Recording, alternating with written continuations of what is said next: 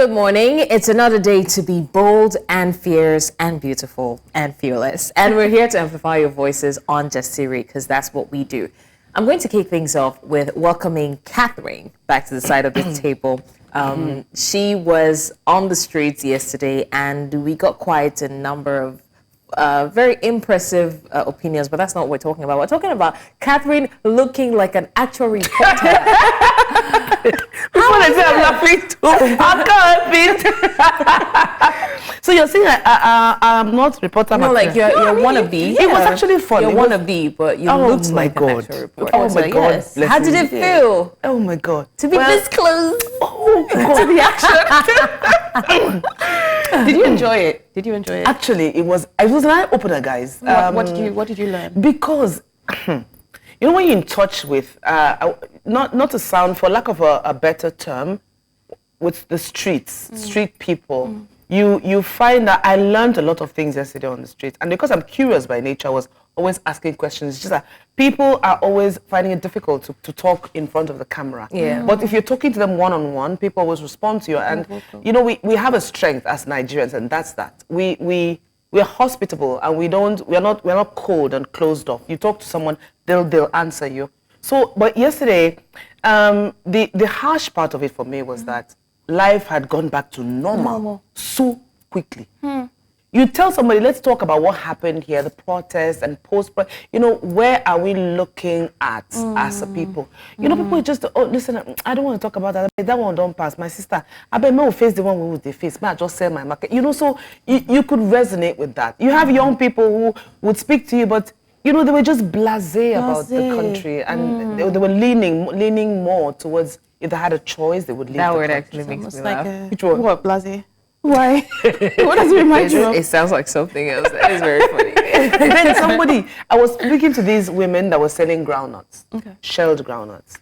And I asked them with how much they buy the groundnuts and what they make on top as profit. Now, that was humbling for me. Because the two women said they actually came together to put money to buy a bag of groundnuts, and they would divide it between them, and they would sell. And their profits, it's never more than about 2,000 naira. Yes. Per bag? Yes. Per bag? Yeah. And so if they're splitting it, they're going with 1,000 apiece? Yes. So some of them say sometimes it's bad when they go to buy the groundnuts again, they have to add money to go and buy. Guys, what's out on the streets? It's not smiling. It's enough to make you feel all sorts of feeling, all shades of sadness. That's horrible. Yeah.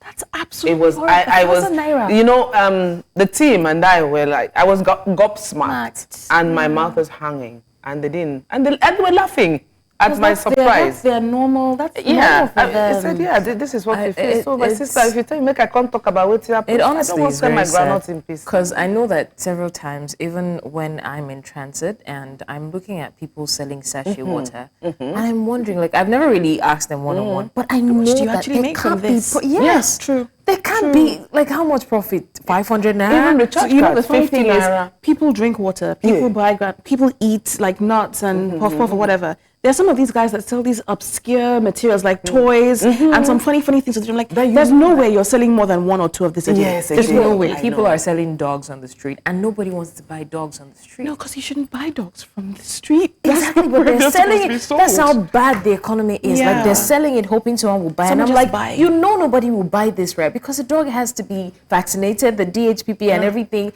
Nobody's going to buy it. Like, it really is sad. And someone says, why will I sit down at home and not do anything? I'd rather be here at least. Let me be that I'm doing something. That's what you hear. And those were the shades of conversations I had on the street yesterday. It was humbling. Well, we're going to try to lift our spirits a little bit, considering that it is Wednesday, and we all know there's a universal term for Wednesdays, and it's the what? Women Crush Wednesday. So this Wednesday, our Woman Crush is Catherine. Yes! Oh my God! This is why she was out on the street. She braved all the dangers, and she did a great job. So Catherine is our WCW for the week. She has a vote of thanks. Thank you so much. Yes, thank you so much. Here's your award. Here's your award. Don't pour my tea. Thank you so much. I'm so moved by this award. I want to thank those who voted for me. I wanna thank those who've been in my it's corner. by merit. I want to we don't vote. Please blow that sound. I want to thank God. I want to thank my cat and my dog at home. I want to. Annie, the usher is not shooing you off the stage. But I'm going to ask a question, guys. Where do we think? Because everybody talks about the woman crush. Where did it start, and why is it so universal? Why do you think so? So I don't know when exactly it started, but I know that the WCW was like an offshoot of the MCM. Right. I don't know when the MCM started. The MCM started first. That's true. Yes. So it was like a lot of people were, oh, this is my man crush Monday, and some people were like, well, it's not only men we can crush on, and we have a day that starts with W. So how about W? So I think that the earliest mention of WCW was on Twitter by someone named Taylor. That's how she spelled it, Taylor. And then she said something in response to a man crush Monday. Right. I think she tweeted on a Wednesday and said, I am doing the WCW today. Right. And it caught fire. Yeah, that's like the earliest mention we know about. I think women, women are not always celebrated as they ought to be. And I think the WCW was sort of like Blessing said, a response to, like hey, listen, we're going to find a way to celebrate women. And it's going to make me ask both of us a question, or all of us a question. Do you think that the person you would consider your WCW has to have had personal impact on your life? Do you know, it's interesting, because I'm still stuck in, we as Africans, if the West this breeze didn't blow us from the West, do we have time to say we'll be woman crush, or man crush, if we stayed within Africa and were impervious to this wave? I think we do, because funny enough, Africans are a lot more easily influenced.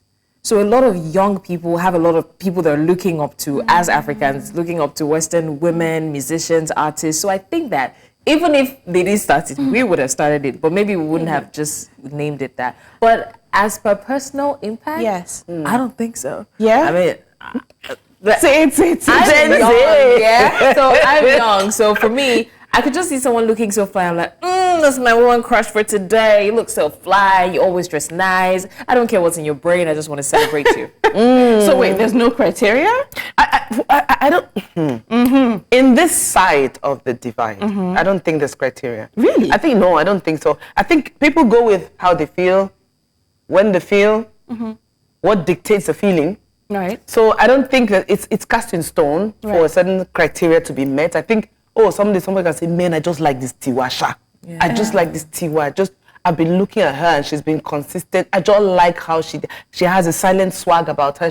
So I think here in Nigeria, I think this woman crush Wednesday is more about social media, steam and composure. So I think that, again, it has to do with celebrating people, but I don't think that there has to be a criteria, because if there were a criteria, then we're talking mentorship or role model. No, but here's the thing. How do you celebrate someone for no reason? It's not for no reason, but I don't think that it's for like the permanent, it's been a long time coming kind of thing. I could just see you and be like, I've liked you this week, and on Wednesday I'm going to celebrate you. Yeah, but what do you like about me? If you like something, there's something you like about me. My sister, I don't like how you've been. I like your color. I like your makeup is giving. I like you both. Are you both my WCWs? No, that's what I'm saying. What's the criteria? It's different from you. So Nigerians, we don't need criteria. I don't think that there has to be a criteria. It can be just someone who has stood out for you, or maybe you just came across someone's page and like, this person is. Maybe the person has been doing. Yeah, it can start off from a woman crush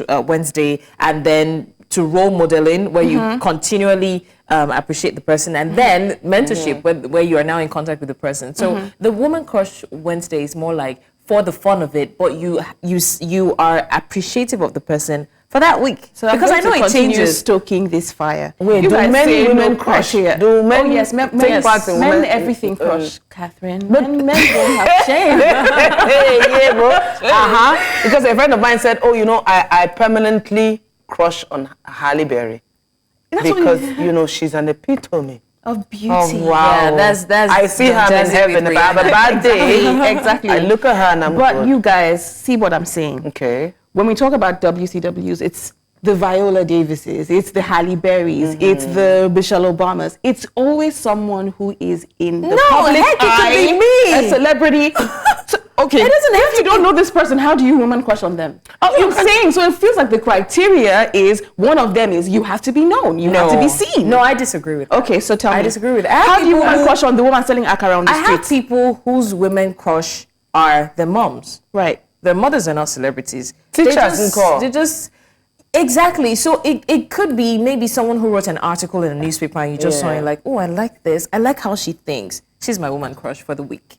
Right? So I don't think that the person has to be a celebrity. It can just be someone who, for example, we had Mr. Steez.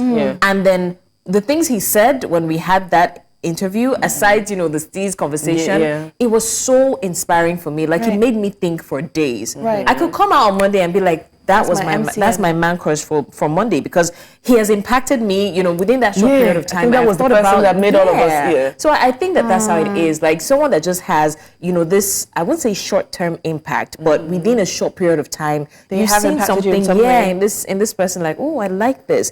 I could have admired someone, say Genevieve, for a long time, but maybe the first time I come across her, and then she's kinder in person, she's finer in person, I'm like, you know what, you're my woman crush. Because, aside the things that I know about you, I just came to know some other things about you that I never knew before, and it really inspired me. So who could be the I can't believe we're arguing about women crush. No, we're expanding the discussion. So I'm wondering now, I'm thinking, who could be the unsung heroes or women crush Wednesdays that people don't talk about? Like you said, I understand where you're coming from. It could be moms. It could be the women selling groundnuts on the streets. Firstborn ladies, first daughters. Girls, yes, first daughters. Yeah, you don't know. So I'm not a first. Thank God. But there's this running trope that the firstborn daughter carries most of their parents' trauma. This is what I believe. So they're parentified very, very early. Yes. They have to raise their younger siblings. Okay. And so Like they don't necessarily have the privilege of a childhood. I want to believe they feel as much pressure, if not more, as the firstborn sons, because aside the financial, mental pressure, there's also that pressure to be in the kitchen. You are like the assistant mother of the house. Yes, so it's like if you fail, your siblings are going to fail. So you're the example. You're the first one, and everyone coming after you is going to look up to you. So it doesn't matter what you like or don't like. Well, you just have to conform and be everything for your siblings. And most firstborns, sometimes I think they struggle with an identity crisis because they're everything for their younger ones, not really much for themselves. Yeah. Shout out to firstborns out there. Firstborns. All first women, you are women. Firstborn women. We celebrate you today, firstborn women. And because when I said firstborn, I was thinking of myself first. I'm the only girl, but I'm not the firstborn. So that was why I wanted to clear that out. So shout out to firstborns, firstborn women everywhere. God. Let me... Annie, let's move on. This is the perfect time to say every woman, every Jasiri woman on and off this table is my woman crush Wednesday. Aww. From the woman selling groundnuts yesterday to the one that was frying akara and the one that was roasting corn. You're my woman crush Wednesday. And would love for you guys to tell us using the hashtag Jasiri who you are celebrating today and why. If you're watching live, drop us a note in the comment section and share your inspiration. All right, so after the break, things get serious as we turn our focus to Nigerians' clamor for a constitutional reform. And what does it mean for Nigeria's future? Don't go anywhere, Jasiri will be right back.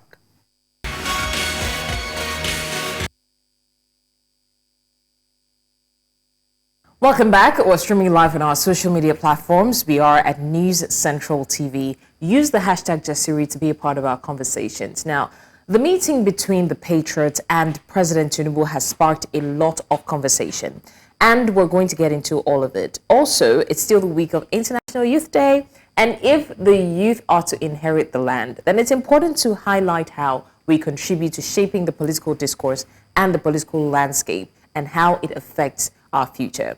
Well, joining us to unpack all of this is a professor of strategy and development, as well as the Institute Director General of the Commonwealth Institute of Advanced and Professional Studies, a passionate patriot, Professor Anthony Kila. Welcome to Jasiri. Welcome, sir. Good to be here. Good to have you. Thank you so much for joining us. Okay, so very quickly, we're going to get into the conversation. We're talking about the meeting of the president with the with the Patriots, right? And you were in that meeting. You're not only in the meeting, you're also a part of the Patriots. Now, for those who don't know, the Patriots are a non-partisan group of eminent Nigerians, and they have urged the president to convene a national constituent assembly.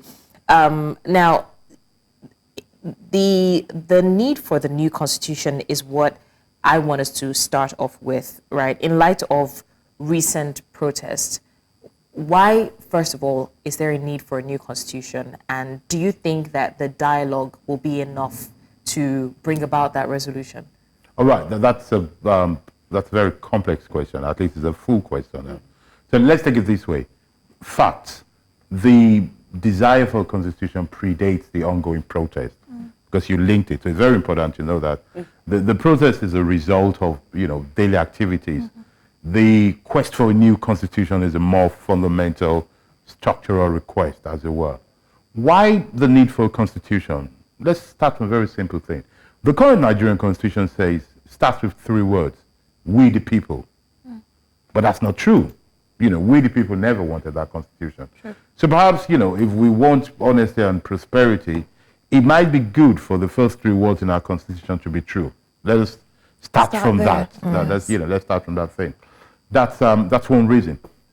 The other reason is that we believe that the present constitution, we as in the Patriots, but I fervently believe also that the present constitution is not only not legitimate, it is very flawed, and it is not functional enough to meet our recent daily aspiration, constraints, and vision of the world. I believe that the new constitution, if it's a people's constitution, will be very different from what we have now. If you ask Nigerians today to talk about how they want to live together, how they want to be governed, we believe that what they'll be talking about is guarantee for diversity, guarantee for minority, to make sure that nobody in power can oppress the other. I think a good Nigerian constitution would think about the role of the police and how they act with people, how different Nigerians can live together, and really something we've not thought about, how to curtail the intrusion of political power in our life. I think if you ask people today to do that, that is what they'll do. And the third part is this, that is vision and aspirational.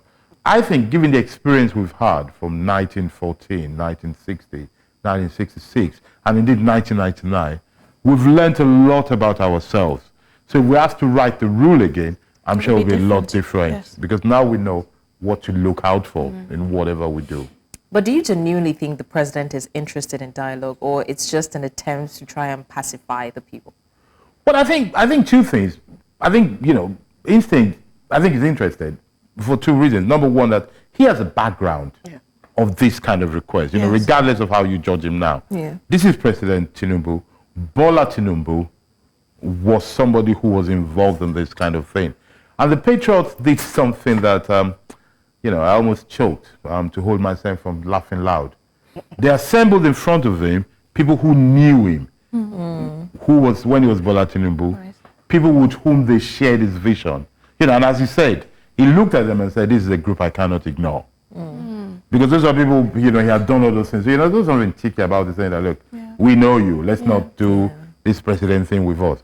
And I think it worked. And even he said, look, I get what you're saying, I respect of you, but I need to look at this economic thing I have in front of me.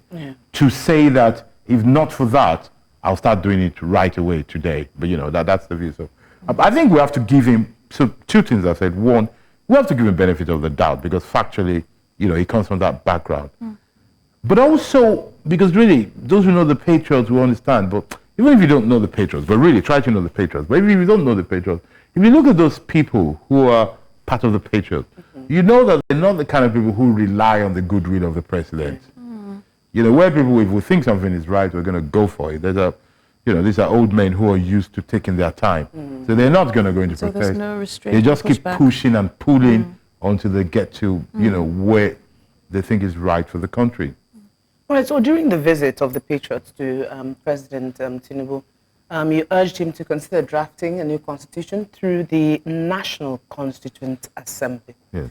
Now, his response was measured. He cited economic reforms, and But at the same time, it was leaving the door open for future discussions. Now, my question would be that, is this a strategy that is in, what's the word? Is it a strategy delay, or do you think that the president genuinely intends to prioritize constitutional reform?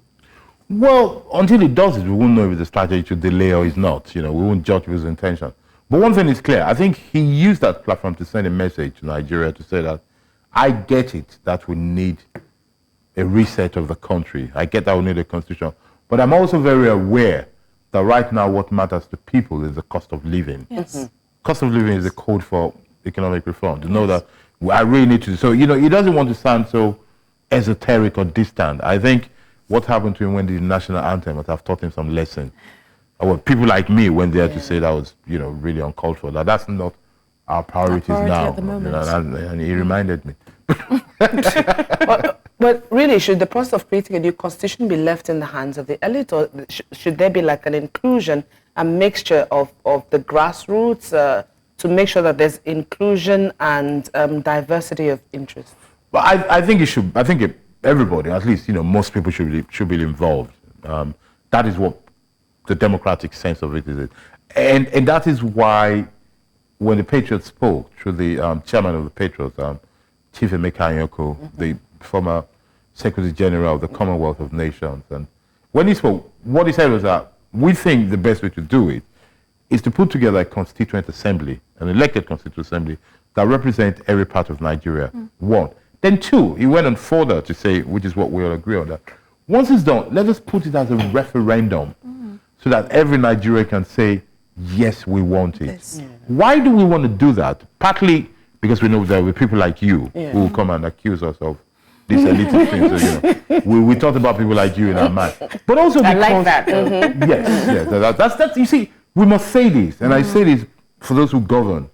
The essence of strategic thinking and rational planning is that you foresee hurdles and criticism and protest, and you take care of it. Those. Not because you want to look good, there's nothing wrong in looking good, but because you want to make sure the thing is efficient, not just effective. So you think ahead and you factor that in. So that's the reason why. The other reason is this. I believe strongly that, and we're going to go to this, I'm sure, but let me say now that part of the advantage of the new constitution is that it allows people to reset. It's like a new beginning. A fresh start. A fresh start. There are few things in the world that gingers human beings like a fresh start. I mean, think about it. If you start a new relationship, you go to a new school, you get a new job. It's a new world, a new year. Yes. You rephrase yourself and let's go fresh. So that fresh start allows people. Then, this is me personally, I think the new constitution should be a short one. It should be something everybody should be able to know or have a copy of it very easily, go through, The good constitutions are never big. Anywhere you go, and I want viewers to think about this, anywhere you go where you have a contract or you have a thing that is very long, there's something bad about it. Good things are straight to the point and short and can be easily digestible. If we have that kind of constitution that everybody knows, because we have together imputed to do it, we've done a referendum, we all know it. More people, I wish all, but because I'm realistic, more people will be aware of their rights and duties in the country. So when anybody does something that is unconstitutional, people say, no, that is not what we agreed. Yes. This is a new Nigeria, it's a new constitution, and I think that will help us, including our problem with corruption, with economic situation, because I believe very strongly that part of the problem we have, a lot of the problem we have in this country, is a symptom and a consequence of our bad constitution, of a constitution that is not truly a people's democratic constitution. Well, speaking of, short things or good things being short and straight to the point, I'm going to go to a And I say it as a tall man, but go ahead. and I say it as a short woman, so yes. Insecurity. Yes. That's a big issue that we have in this country, and it's one that we cannot ignore. Is it possible, really possible, to talk about true sustainable economic reform when we haven't first addressed the issue of insecurity in this country? No, you cannot have sustainable growth, prosperity, safety without security. Absolutely. contrary to what a lot of people think of roads, school, hospitals. In reality, the first duty of government is to provide two things, one tangible, one intangible. The intangible one is certainty. The certainty that when the government talk, that is what is going to happen. Yeah. The certainty that if I sign a contract with you, it will be respected. The second thing is security, that we as a people can learn, trade, love, learn, worship in safety. Yeah. Wherever that is not possible, those are the symptoms of a failing state. Not a failed state, but a failing state is there. Because, you see, the difference between the state and I, if you look at it, I have my borehole, schools we pay for, electricity we manage ourselves. The difference between us as community and the state is the possession of legitimate and superior force. That is one thing the state has that we cannot get ourselves. Legitimate and superior force. Where we get superior force as individuals, as community, non-state actors, it is not legitimate. Where we get legitimate force that is not superior to others, it is still not the state. Right. Only the state possesses legitimate and superior force. Where the legitimate and superior force is not enough to guarantee stability, the rest is impossible. We don't think about it. We tend to think about security just in terms of somebody has been kidnapped or somebody has been killed. You see, there's more to it. Security is the reason why the price of food is high, because farmers cannot go to the land. Yes. Security is the reason why I cannot just decide to hold a conference or a seminar anywhere in Nigeria. Security or insecurity is part of the reason why people think twice before they invest in the country. And why we cannot just say, let's go and support a factory in a place where land is cheaper than Lagos or Ogun State, where everybody keeps going there. And I keep saying to people, why are we just coming to this place? Why not spread it around? So I think we have to take that at the core. And I personally believe that the way to get security right is to decentralize security authority, to digitalize the process of security, and to devolve the power of keeping our life secure.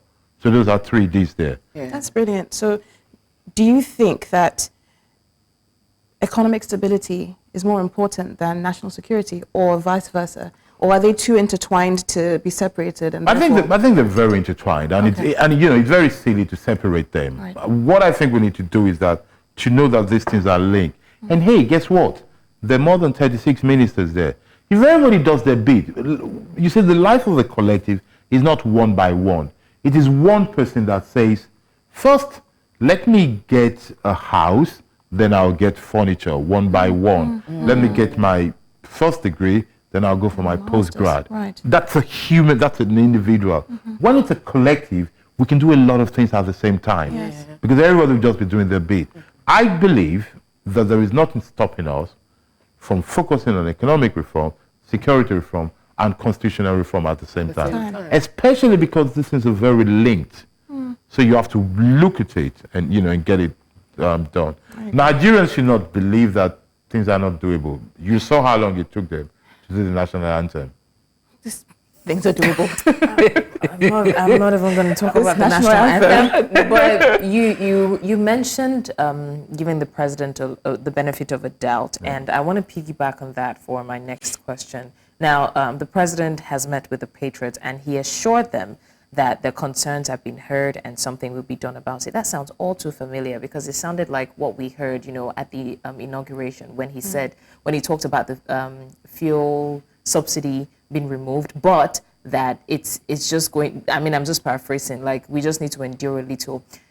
Giving the president the benefit of a doubt, I do not oppose that, but we've said this time and time again, we don't exactly know if the president truly feels the pulse of the people, if he truly feels the suffering, the hardship that people are going through. It's understandable to ask us to endure for a certain time, that there is solution in sight. But at the end of the day, in the midst of all of this, we're still talking about misappropriation of funds. We're still talking about renovation of buildings that do not directly affect the ordinary citizens like us. So it makes people wonder every time that meetings like this come up. Does the president really understand what people are going through? And giving him the benefit of the doubt, does it guarantee that we are going to get a solution that would trickle down to the ordinary man? Because it's enough to say, okay, give us some time, things will be better in the country. Yeah. And better in the country can be, from his own perspective, less debt, servicing of our debt, increased, what's it called now, credibility with foreign investors. Yes. But how does that affect the ordinary man? So giving him the benefit of the doubt, the question is, do we know if he's feeling what we're feeling? At the end of the day, will the solution impact me as an ordinary man?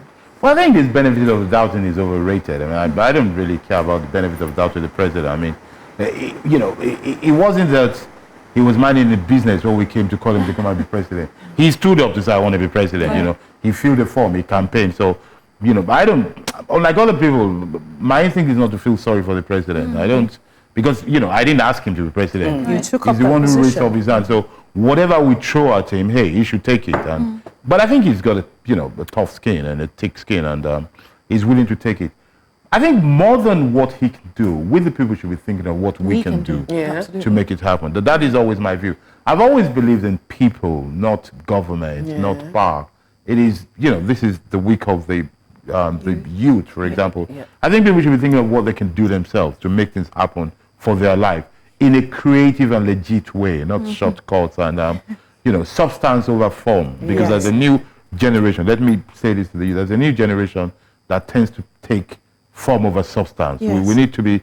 We have a nation of headline readers. They have wit but lack depth. We need to really go back to learn depth. So I think it's what we can do. I believe the president understands what's going on in the country. I think he feels it. And I want people to know something. You see, there's nobody that has ruled Nigeria. There's nobody ruling Nigeria, contrary to what people think. Who really goes out there to want Nigerians to suffer? There's nobody that wants Nigeria to be bad in power. Because you see, most of them are show-off. Most people who rule the world are, they're narcissists, show-off, egocentric people. Oh, yes. They like to look good. Oh, yes. That's why they do a small project Not and they put a big necessarily billboard Yeah. and their face, and many of them are ugly. And they put their face on it to disrupt the whole thing that they've done. Oh my God. They like to look good. The problem is that they're not able to do it Right. for different reasons. Competence, association with the wrong people, a thorough ethic. understanding of the situation. It's not even the ethics. People overrate this thing. It matters a lot. But creativity, competence trumps all these things. Right. And above all, a system that allows people. The world that we admire, that people steal from Nigeria and go and invest in, that they go for health and they come back dead after they've killed the health Nigerian system and send their children to all this expensive school that they don't even know the history of the school. That they don't know what they're doing. They go for 3 months course and they say they are old students of international things. All that nonsense that we do. The reason why those countries are good is because they have a system that forces them to be good. If you put them in Nigeria, have you seen how some foreigners behave in Nigeria? If you put them in a bad system, they will be bad. The reason why people don't break the law is because they know the law will catch up with them. If you have a system where the law is not clear or where it will not catch up people, it is only You can do natural whatever you want. that everything, will go amok. And so we need to get the law right. So to that extent, I think it's a matter of competence of the people and the president. And I stop here. To your last point, that what is right for Nigeria? Is it his own view or our view? We the people need to make our views heard very clearly that for us, prosperity or economic reforms means lower cost of living. It means that our salary should be able to buy the food we want and the makeup we want in some of You people's particularly cases. talked about youth just now. And skincare. And to glow. About the youth, and in fact, that's going to lead us to a very important question because Annie, I wanted to ask the prof. Yes. I wanted to ask the prof. I said, prof, between you and us, Didn't you know? Yes. you met President one-on-one. Yes. Where is his head? Just honestly, this is as in Privately talking. Hey. Inside gist. Hey, Just yes. between us there. Is he feeling This is your us? question. This is the major question. That's why we have to answer it last because I don't want us to stray away. Because he actually just talked about the youth. Yes. Yeah, no. And I want to just capitalize on that a little bit. The youth, we all know, they were a massive portion of the society, and there's massive potential to influence the political landscape. Yeah. But it does seem like there is a lot more fluff than substance, and we're distracted. With things like, Big Brother Nigeria, Gen Z, dancing on TikTok and following trends and leaving the country. Do you feel like young people we're just jaded and disillusioned, and it's like, listen, it's not going to work anyway. We don't understand what's going on in the country, so we might as well figure out a way for ourselves. Are young people disenfranchised and too disconnected from this country and what makes the country run? And if that's the case, how can we pull them back into the running of this country? Okay, I think, it's a superficial thing to say young people are disenfranchised and not interested. They are. Thank you. They're very. If you study these things like I do, you will see that they're actually very passionate about it. Not the way of their parents doing zim, zim, zim, zim language, we Africanism, potentialism. That's gone. Yeah. There's a new world that is interlinked to the rest of the world. And the way they view the world is different. And what they would like, maybe they don't shout patriotism and they don't shout Black Power, Africa, but they would like the internet to work. Yes. They would like to produce in Lagos and sell in New York. Yes. They would like to go for fellowship. So to that extent, and they would like to be proud of their heritage, because they've now realized that actually one thing we've been saying for long is now catching up. If you look at our biggest export, it's actually our culture. Wale Soyinka, the lady of the half part of the sun. Chimamanda. I'm starting from books. I could have gone to Nollywood and hip hop and hip hop music as well. But so they get it that they want their culture and their country to look good so that they can face the world. I think young people care.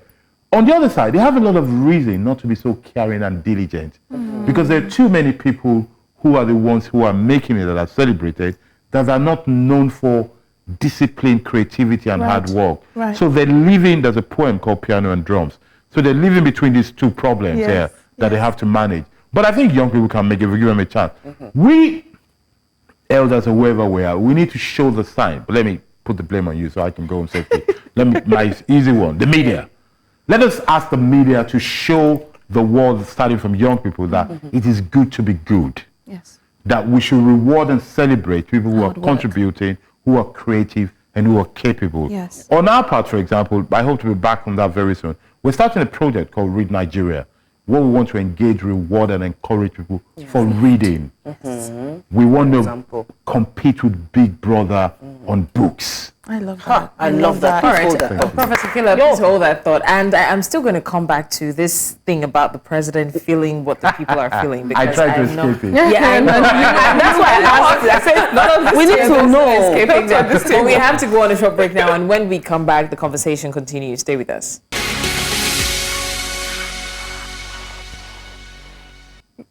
All right, thanks for staying with us. We still have our guest, a professor of strategy and development, amongst other things, Professor Anthony Kila. I said other things because the question is burning in my mind and I don't want to go deep into the honorifics, but I mean, you get the point. So, Prof, you try to evade the question, but it's coming back at you.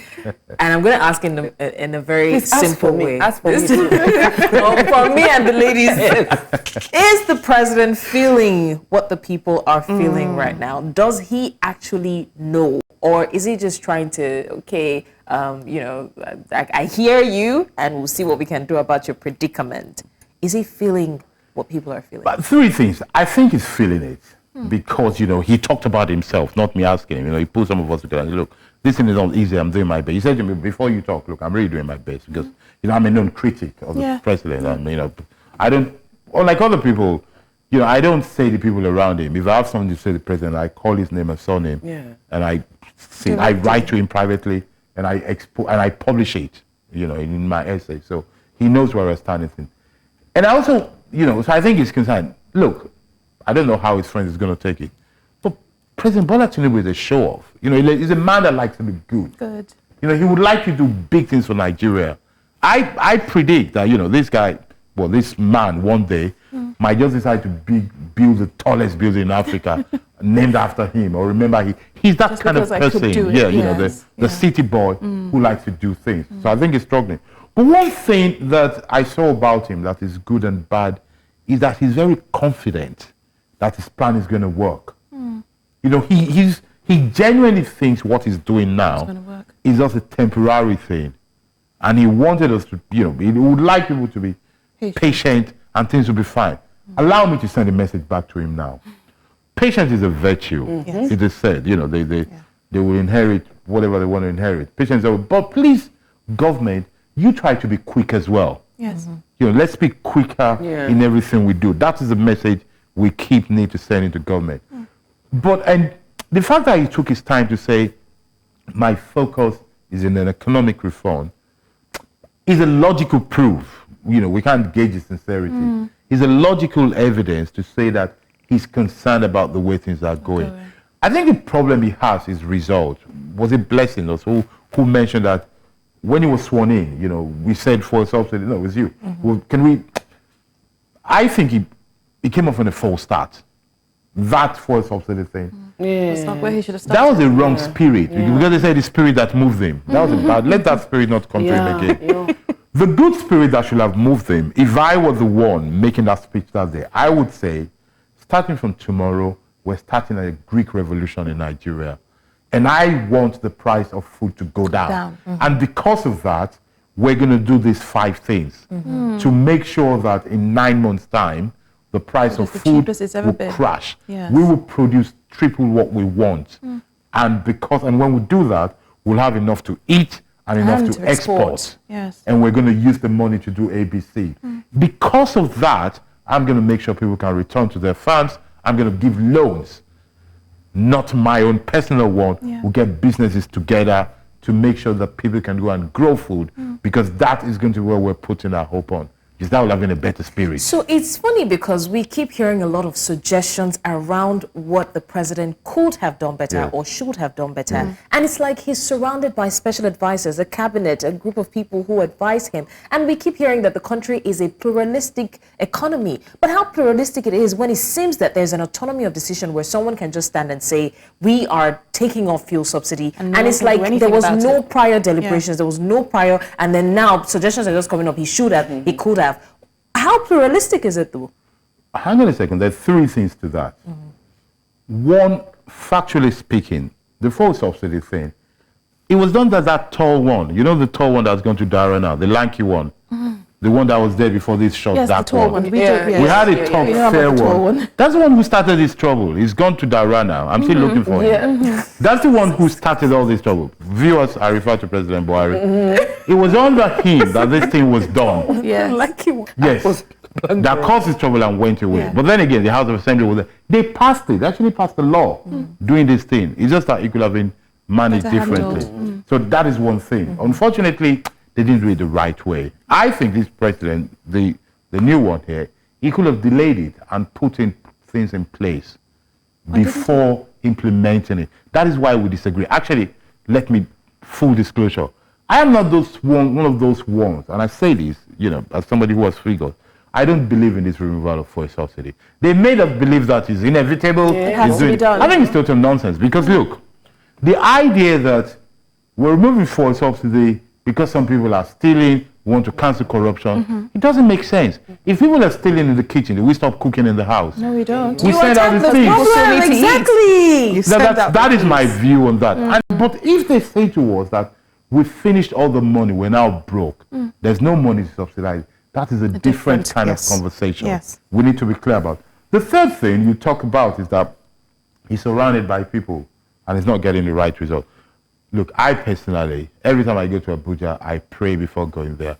When I go to the villa, I do extra prayer, because it appears when people go into that place, something happens in the mind. Even Abachi wrote an essay on that, on this, the spirit of the villa that gets into people's heads. So maybe something happens to them. I don't know. We have no proof, but is he unable to give good counsel? Somehow, these people are not be able to do the right thing. The right in meaning affecting lives of people in the right way. So something is wrong, and we need to work on that. But it is not just what could have been done. I believe there are things that can still be done. The Greek revolution can still be done. They can start it today.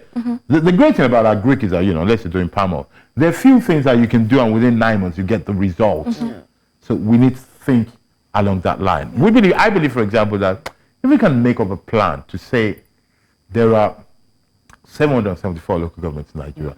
If we say, let us train 10,000 Greek managers across the country, and each one of them will go and employ a minimum of 15 people, and we'll say each of these people will create this amount of foodstuff from their various area and will ensure that the places are secure.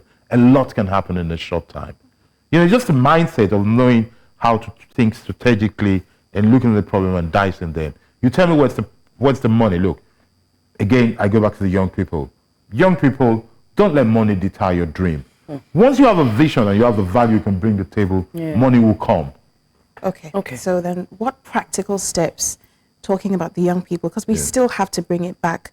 It's not going to be, with all respect due to the president, it's not people that age that are going to actually make real change in this country. It's the young people. So what practical steps can make political inclusion and interest possible for young people? Because the thing is, it's one thing to say, bring us in. It's another thing for us to actually care about it and want to be a part of it. So what are the practical steps that we can... Well, I'm not one of those who like to cajole young people. As my students will be watching, I believe in going hard. I do little carrot and more steak. The first thing is that young people need to learn to work hard. They don't believe the hype that education does not matter. If education does not matter, people will not be forging certificates. True. People will not be pretending to be who they're not. Doctors, I always ask them, honorary or real? Let's get it clear. So education matters. You need to know. Knowledge is power. You need to believe that. Number two is that skills matter. I say to young people, when people say, what do you do? If you cannot say it in no more than 2 words, you're in trouble. When people say, I'm into this, I know there's trouble. I'm into the generation of I'm into that trouble. You should be able to say, I'm a businessman, I'm a teacher, I'm a carpenter, I'm a designer. Not more than 2 words. You need to know. Then the second thing is that people are not going to give you power or influence in life. You have to earn it. You have to be committed, engaged, but above all, try to be intelligent as well. There are some people on social media whose mental capacity is so limited and the command of the language is so poor that the only thing they do is insult. I try to say to them, you can say, I disagree, rather than saying your head is big or is not correct. I ask, have you counted it? Or Auntie Ode. Oh yes, you know, No, that's limitation. So, but we need to help them to expand their vocabulary, to understand rational thinking, to understand text in context, to understand problem. I pray for the young people to be a soldier of solution providers, starting from their community, starting from anywhere they are, to delight in providing solutions. That is what's going to help them. And if they do that, let me shock you. I actually believe that if young people do the right thing, they can make the state redundant. They can make government redundant. They don't. This idea of let's all go into politics, I don't buy it. I have this debate with Verify once. Everybody should join. It's not true everybody should join politics. I actually want... My dream of a Nigeria is a place where we're more informed about scientists and designers and photographers than politicians. Now, what does it take to be president? People just vote for you. You could be daft as long as they like you. But you can't be a surgeon unless you know the job. You can't be a carpenter unless you can build. And talking of skills, that's one thing. The truth should be truth about young people. It's in their face, but nobody tells them. Education is crucial, but general education is not enough. If you want to be a lawyer, you get a law degree, LLB. But what makes you a lawyer is law school. If you want to be a carpenter, you need to learn how to cut and hit nails. So whatever you want to do in life, get the skills, regardless of the education you have already. Think of what you want to do and say, I want to be this, go and learn how to be this. All right. Professor Kila, this has been such an incredible conversation. Thank you for spending this time with us. I know we have many more questions. No, this is why we just say, because I was going to ask the Prof, seriously, how are you? Like in the scheme of things, like how are you? He seems very well. No, and if you can't say it in 2 words, there's a problem. No, the 2 words, worried and good. Okay, then. And with that, we are going to take ourselves out of the studio. Thank you to everyone who has come and spent this time with us on Jasiri. We hope that you come and join us again tomorrow for another exciting episode. Thank you very much to our guest, Professor Kila. Thank you, sir. And we will see you again. And today I'm going to do it. And the lady, it is. We'll see you later.